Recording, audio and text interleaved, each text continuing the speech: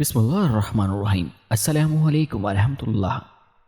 محترم ناظرین، دارالفتح صفحہ نمبر 49 جلد نمبر 3 میں مرکوز ہے کہ حاملہ عورت کے ساتھ ہم بستری کتنی مدت تک کرنی چاہیے، یعنی کہ حمل ٹھہر جانے کی صورت میں کتنے ماہ تک مرد اپنی بیوی کے ساتھ ہم بستری کر سکتا ہے، اور حاملہ عورت کے ساتھ ہم بستری کرنے کے نقصانات بچے کو کیا ہوں گے اور عورت کو کیا ہوتے ہیں، اور حاملہ عورت کے ساتھ ہم بستری کرنے کے فائدے کیا ہیں۔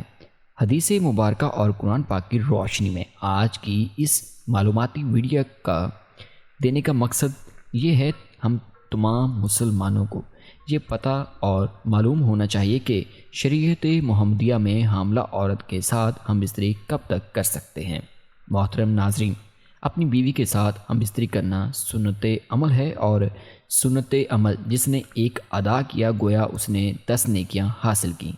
حدیث صحیح المسلم میں حضرت عبداللہ بن عمر رضی اللہ تعالیٰ عنہ فرماتے ہیں کہ اللہ تعالیٰ اس میاں بیوی پر راضی ہوتا ہے جو سرد راتوں میں ہم بستری کرتے ہیں اور رب کے ڈر سے ٹھنڈے پانی سے غسل کرتے ہیں اور اس کی رضا پر راضی رہتے ہیں۔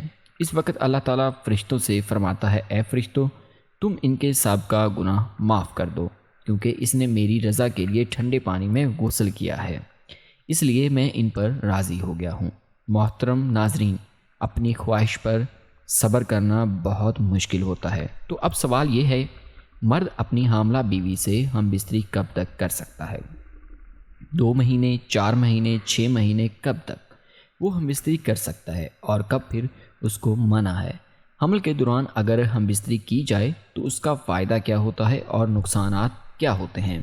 حاملہ عورت اس سے ہم بستری کتنے مہینوں تک ایک خاوند کر سکتا ہے؟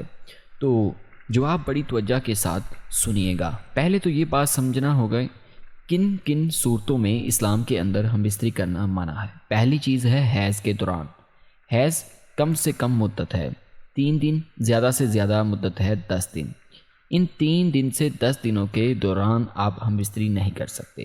اپنی حلال بیوی کے ساتھ قرآن پاک نے عورت کے حیض کے ایام میں منع کر دیا ہے، پر جمع کچھ یوں ہے کہ وہ سوال کرتے ہیں نبی پاک صلی اللہ علیہ وآلہ وسلم سے کہ حیض کے بارے میں تو اللہ کے قرآن نے جب آپ کو کہہ دیا کہ عورتوں سے جدار ہو جاؤ، حیض کے دنوں میں تو حیض کے دن کتنے ہیں؟ کم سے کم 3 اور زیادہ سے زیادہ 10 دن ہیں، تو حیض کے دنوں میں بچ کر رہنا ہوگا۔ دوسری جگہ شریعت محمدیہ نے جو قید اور منع فرمایا ہے اپنی حلال بیوی سے ہم بستری کرنے کا، وہ ہے نفاس کے دنوں میں۔ نفاس کیا ہوتا ہے؟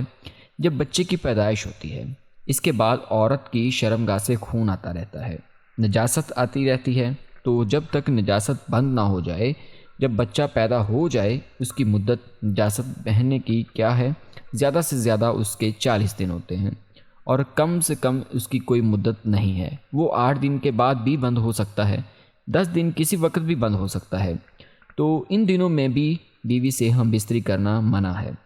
اب ہے مقام کے اعتبار سے، مقام کے پیچھے کی شرمگاہ جائے پخانہ کے اندر دخول کرنا، یہاں سے ہم بستری کرنا اللہ کے قرآن نے منع کر دیا ہے۔ شریعت مطہرہ کے دیگر تمام علماء کرام اور ہمارے پیارے نبی حضرت محمد صلی اللہ علیہ وآلہ وسلم سے یہ بات ثابت شدہ ہے، عورت کے پیچھے کی شرمگاہ سے ہم بستری کرنا، دخول کرنا حرام ہے۔ بچنا ہوگا، بہت بڑی اللہ کی ناراضگی والا عمل ہے، لہٰذا اس سے بچنا ہوگا۔ اللہ کا قرآن پاک میں منع ہے۔ ترجمہ کہ تمہاری بیویاں تمہاری کھیتی ہیں، تم جہاں سے چاہو آؤ، لیکن کہاں آؤ؟ حرف کے اندر، یعنی کھیتی کے اندر۔ کھیتی وہ ہے جس کے اندر بیج ڈالا جاتا ہے تو بیج اگتا ہے۔ غالب امکان یہی ہوتا ہے کہ کوئی بیماری لگ جائے، کوئی اور مسئلہ بن جائے تو وہ الگ بات ہے، لیکن غالب گمان کیا ہوتا ہے کہ وہاں سے کھیت اگتا ہے جس کھیتی کے اندر بیج ڈالا جاتا ہے۔ تو بیج کی جگہ حرف جس کو کہا گیا ہے وہ آگے کی شرمگاہ بیوی کی ہے، پیچھے کی نہیں ہے۔ وہ جائے پخانہ ہے، جائے نجاست ہے، اس سے بچنا ہوگا۔ تو اب آتے ہیں کہ آج کا سوال ہے کب تک ہم حاملہ بیوی کے ساتھ ہم بستری کب تک کر سکتے ہیں؟ تو جواب بڑا واضح ہے۔ شریعت مطہرہ اسلام کے تمام ماخذ قرآن، حدیث، اجماع یا سارے آپ کو اجازت دیتے ہیں کہ آپ جب چاہیں، یعنی اگلے دن بچے کی پیدائش ہونے والی ہے اس سے پہلے آپ اگر ہمبستری کرنا چاہتے ہیں تو کر سکتے ہیں۔ آداب اور اپنی بیوی کی صحت کو دیکھتے ہوئے لیڈی ڈاکٹر سے مشورہ کرنے کے بعد آپ کی ہمبستری کرنے سے بچے کو کوئی تکلیف ہو سکتی ہے، بیوی کو کوئی تکلیف ہو سکتی ہے، کسی قسم کا نقص پیدا ہو سکتا ہے، کوئی پریشانی آ سکتی ہے، تو پھر آپ کو صبر کرنا ہوگا۔ اور اگر اس طرح کا کوئی خدشہ نہیں ہے، کوئی امکان نہیں ہے، تو آپ آزاد ہیں، جب چاہیں جیسے آپ کی بیوی کے لیے آسانی ہو، اس کو تکلیف نہ ہو، بیوی کو بھی تکلیف نہ ہو، بچے کو بھی تکلیف نہ ہو، صرف یہی چیز آپ نے سامنے رکھتی ہیں، باقی سب کچھ لوگوں کی باتیں اپنی اپنی جگہ پر، ان کو نہیں دیکھنا۔ صرف اور صرف شریعت مطہرہ آپ کو اس حوالے سے آزاد چھوڑ رہی ہے۔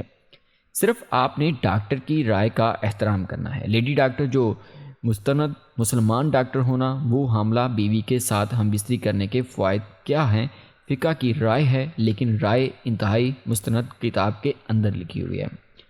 رضا المختار یہ فتویٰ کی بہت بڑی کتاب ہے، دارالفتح کا حصہ یہ کتاب ہے، بڑی معتبر کتاب ہے، جس کے صفحہ نمبر 49 جلد نمبر 3 پر یہ بات موجود ہے کہ اگر حاملہ بیوی سے ہمبستری کی جائے تو بچہ اس کی قوت سماعت کے اندر اضافہ ہوتا ہے، مضبوط ہوتی ہے، اس کے بال بڑھتے ہیں، اور تیسری چیز یہ ہے کہ اس کی بینائی تیز ہوتی ہے۔ یہ فائدے ہیں اس عمل کے، اگر اس کو اس سوچ کے ساتھ، اس یقین کے ساتھ کیا جائے تو انشاءاللہ یہ فائدہ حاصل ہوگا۔ اور ظاہر سی بات ہے کہ خواہش تو پوری کرنی ہے، انسان کو اللہ تعالیٰ نے پیدا کیا ہے، اس کے سامان بھی پیدا کیے ہیں، اور خواہش کی پورا کرنے کے حلال طریقے سے بندہ پورا کر رہا ہے، تو اس پر کوئی پابندی نہیں ہے۔ اللہ رب العزت ہم سب کو اپنی بیویوں کے ساتھ حسن و سلوک سے اور شریعت محمدیہ پر عمل کرنے کی توفیق عطا فرمائے، اور ہم سب مسلمانوں کا حامی و ناصر ہو۔ جزاک اللہ خیر کثیرہ۔